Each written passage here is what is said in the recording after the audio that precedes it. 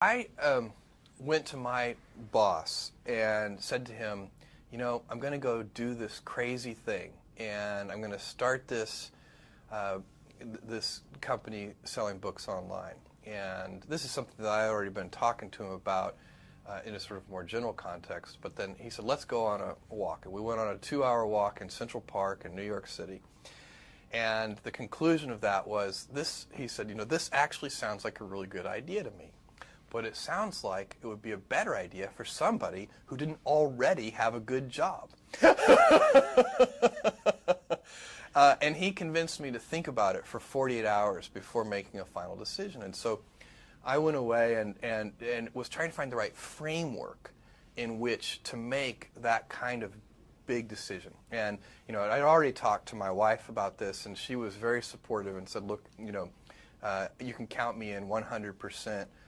Whatever you want to do. You know, it's true. She had married this kind of, you know, fairly stable guy in a stable career path, and now he wanted to go do this crazy thing, but she was 100% supportive.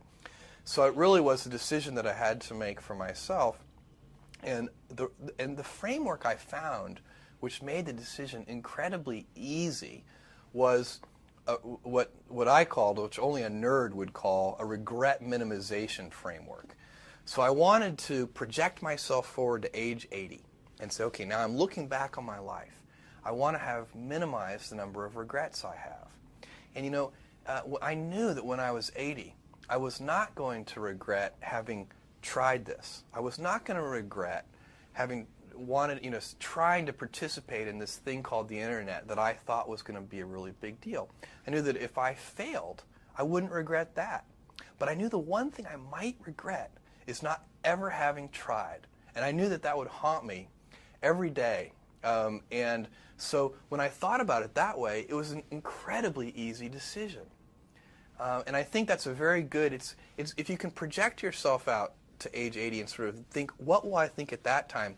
It gets you away from some of the daily pieces of confusion. You know, I left this Wall Street firm in the middle of the year. When you do that, you walk away from your annual bonus. And that's the kind of thing then the short term can confuse you. But if you think about the long term, then you can really make good life decisions that you won't regret later. And then just work like hell. I mean, you just have to put in, you know, 80 to 100-hour weeks every week. Gosh, and that's then a lot of work. All those things improve the odds of success. Okay. I mean, if other people are putting in 40-hour work weeks and you're putting in 100-hour work weeks, then even if you're doing the same thing, you know that in 1 year you will achieve what they achieve. You will achieve in 4 months what it takes them a year to achieve. Okay, I like your work ethic. And then just work like hell. I mean, you just have to put in, you know, 80 to 100-hour weeks every week. Gosh, and that's then a lot of work. All those things improve the odds of success. Okay.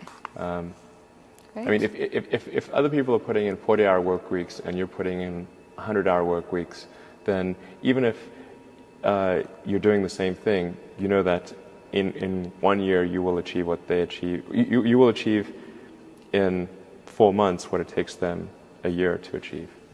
Okay, I like your work ethic.